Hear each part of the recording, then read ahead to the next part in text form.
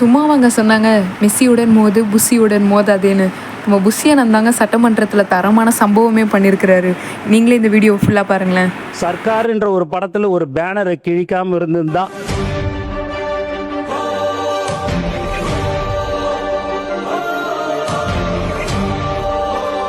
அவர் ஒரு கண்ணு ஜஸ்ட் அசிச்சார்னா அவ்வளோதான். அது என்ன ஆகும் உங்களுக்கும் தெரியும், மீடியாவுக்கு தெரியும், எல்லாருக்குமே தெரியும். எங்க தளபதி ஒரு வார்த்தைக்கு தான் எல்லாம் சைலண்டா இருக்கும். விஜய் சாருக்கு ஒரு பிரச்சனை இந்த படத்து மூலியமா வந்தா கூட நிப்பீங்களா? கண்டிப்பா நிப்போம்.